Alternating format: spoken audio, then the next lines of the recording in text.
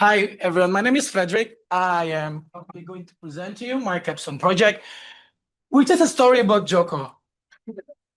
He's a 15-year-old guy. He currently goes to a public high school somewhere in Jakarta. And he's using his old mother's phone to access all of the materials that he got from his school. And both of his parents, they work blue collar. So it means that he doesn't have any access to quality education because he just simply can't afford it. And unfortunately, it's not the case that you only can find in Indonesia. You could find it in Africa, in Alex maybe, or you could find Steve in Louisiana somewhere. Someone who doesn't have the access to quality education. So before you ask me questions later, I would ask you now, should access to quality education be treated as a privilege or as a necessity? This is a question that maybe all of us could reflect on because my whole presentation will be based on this question. And having said so, the best way is to identify which kind of students do need my platform. I know I haven't told you exactly what I'm building, but I'm just telling you, in Indonesia itself, in Jakarta itself, there are 212,000 students who come from middle to lower economic families, which means they don't have the access to this quality education that I've been telling you about. And I know that's a very large number. So along this project, I've tried to talk to several schools, and I've got 3 schools around here that agree to work with me, to work with Open Class as the pilot project. There are around 100 students. I talked to all the teachers. I even, at some point, I talked to several of the students, and they agree because they know that this is a problem that everyone is facing. And when we are talking about customers, I'm not talking about the students only. Yes, of course, the students who could afford to pay, they will be my first customer. However, the second customer will be the schools.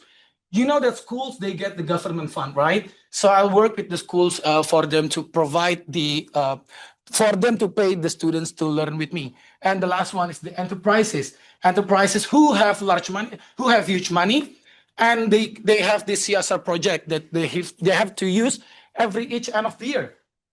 And now, Open Class is an education platform, and now you might be thinking there are a lot of platforms out there. I know, but this is an issue that shouldn't be solved alone. And I don't want to see them as competitive, but I want to see them as my friends, my allies. I'm trying to fill in the gaps that they are not doing yet. So what's the difference between Open Class and other platforms? The first one is that we are teaching the students live from using online method. And the one who will be teaching is not only human, but we'll also use both the AI and the human as like a team. Imagine a team, 2 of them teaching 1 student, because it takes a whole village to even raise a kid, right? So this is the method that I'm trying to use. Thanks to Joe, Jose, Jim, and Elena. You guys help me see this thing because AI and human, they could work together. And my target market, we are currently targeting junior high school to senior high schools. And we're trying to reach all students, not only the rich one, but our primary target are those who are not privileged enough. And I haven't told you what's Open Class. Open Class is a peer-to-peer platform, micro-learning platform with AI as a co-teacher. We offer 4 main things. The first one is the inclusive learning platform. I think I've been emphasizing this all my presentation, where all kind of students could use our platform. We are trying to find the best way for them to afford it. And then the second one is we are micro-learning focused, which means students, they don't have to learn the things that they learn at the classroom. They only need to learn things that they don't understand yet, and they could choose who will teach them, whoever tutor is available. And then the third one is that we are going to combine between the AI and the teacher, and I'll explain to you more about it later. And the students will have personalized flow from everything, from the picking who will teach you, what kind of topics do you want to learn, and the dashboard itself. I actually wanted to show you a demo, but I didn't realize that we could do it. So I'll just guide you through all the platform, all the prototype that I have. This is like the onboarding process. This is just a standard onboarding process. The students will be asked like, what's your target? What's your difficulty right now? Where do you want to be at the end of the semester? And then this is the student dashboard that I talk. This is personalized for every student. They could see which classes they will have later or maybe next week. And they could also see the past classes that they had along with the notes. And this is the list. This is the interface when the students will select who will teach them. They could pick whoever they want. And our tutors, they are volunteer tutors. I did a survey to around 25 people who I think could be the potential tutors, and only one of them didn't want to. So it means like 24 out of 25 who are willing to teach the students voluntarily, which is a great thing for me. And probably this is the main offering that we have. I hope you could see it. I hope all of you could see it clearly. So this is the interface of the tutor. The tutor will have the AI as the co-teacher. It will do four main things. The first one is that it will take notes. So both the teachers and the student don't have to take notes. They could just focus on the learning. And then the second one is that it will give suggestions to the tutors. Let's say that I'm being taught by Katya, and then the AI detect that, oh, I'm not understanding this topic. The AI will do it. The AI will tell the tutor, hey, your student is lacking at this part, and the AI will give another example how to teach it. And then the last one is that the action item that the tutors have to keep in mind when he's going or she is going to teach this student again. So everything that is going on in that classroom is being recorded, being watched, and being evaluated by the AI. Isn't that what this AI is supposed to do? Because they're supposed to help all of us to learn and to get the maximum thing out of whatever we're doing. And this will be the notes dashboard. After you finish the sessions, you will have access to all of your notes.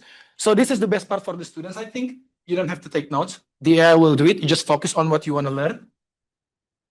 And now the best part is that by implementing open class, we will promote the SDG, especially SDG number 4. And there are three main things that we want to focus on. The first one is being social inclusion.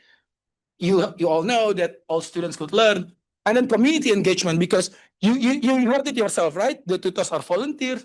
The students are those who are not able to afford the classes. So it will be a from us to us platform, which is good. And then the last one is that it will try to improve the digital literacies of, for now, Indonesia first. And then if it comes to it, if it's worse, I will try to expand it to whichever region needed, because it's a global problem. As much as I like it to be an NGO or something that is free for all, this class is an entrepreneurship class, social entrepreneurship class. So I'll have to find ways to monetize it.